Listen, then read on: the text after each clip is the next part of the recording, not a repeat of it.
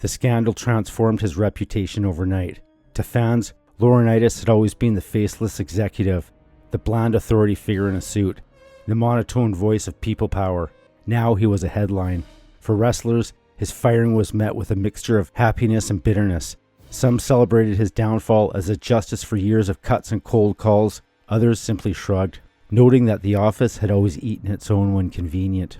The halls of wrestling history, Laurinaitis had gone from survivor to casualty. And yet the survival instinct flickered one last time.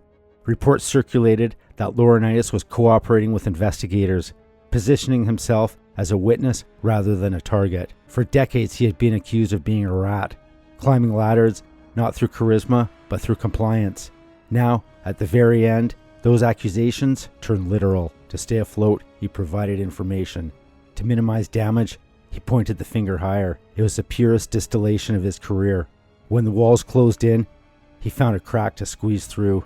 But cooperation couldn't restore the seat he'd lost. For a man who thrived on being necessary, irrelevance was the harshest exile. By 2023, he was gone from WWE entirely, remembered in corporate memory only as a liability, and in fan memory as a butt of people power clips.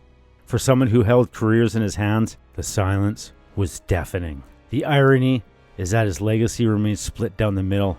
In Japan, he's still remembered as a foreigner who adopted to the King's Road style, who delivered tag classics alongside Williams and Kobashi, who innovated the Ace Crusher, a move that became the DNA of the Diamond Cutter and the RKO. There, his name sits in history books as a reliable hand and a quiet innovator.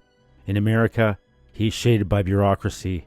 He's a future endeavored executive, the yes man who signed bodies in bulk and cut them just as easily. The bland voice of corporate WWE in its most corporate era. The fall doesn't erase the contributions, but it defines the ending. Laurinaitis wasn't fired for poor booking or bad scouting. He was erased by the very system he served. For decades, he embodied the role of a company man, a man who put survival above individuality. But when the company's survival required sacrifice, he was the one offered up. That is where the story of Johnny Ace closes, not with a triumphant Hall of Fame induction, not with a celebrated farewell tour, not with a glowing documentary about innovation.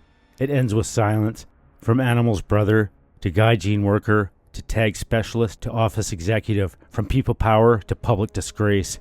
The through line is always survival, until survival ran out. In a business that thrives on legends and martyrs, John Laurinaitis became something else.